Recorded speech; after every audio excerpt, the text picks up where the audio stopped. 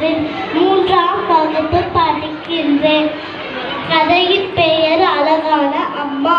ஒரு அரசர் நகர்வலம் வந்து கொண்டிருந்தார். அப்போது ஒரு குழந்தை தெரு ஓரத்தில் நின்று அழுது கொண்டிருந்தது.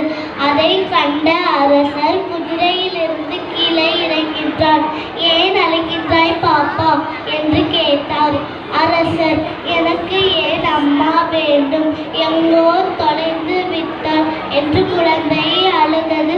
உன் அம்மா எப்படி இருப்பாள் சொல், கண்டுபிடித்து தருகின்றேன் என்றார் அரசர். குழந்தை அழுகையை நிறுத்தி விட்டது.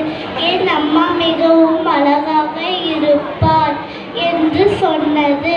அரசர் உடனே இந்த ஊரில் இருக்கும் அழகான பெண்களை அரண்மனைக்கு வரவழைத்தார். குழந்தை ஒவ்வொருவரையும் பார்த்தது.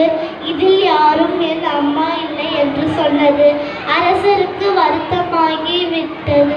அப்போது தான் ஒரு பெண் அரண்மனை வாசலில் பரட்டை தலையோடும் அழுக்கு உடையோடும் நின்று கொண்டிருந்தாள். அது, ஐயா, இது என்னுடைய குழந்தை என்று சொன்னார். அரசருக்கு கோபம் வந்தது. இந்த குழந்தையோடு அழகான அம்மா நீயா, நீ பொய் சொல்கின்றாய் என்று கோபத்துடன் கூறினார் அரசர். குழந்தை அந்த பெண்ணை பார்த்தது. அம்மா என்று கூப்பிட்டு மகிழ்ச்சியுடன் ஓடி வந்தது. அம்மாவும் குழந்தையும் பாசத்துடன் கட்டி அணைத்தனர்.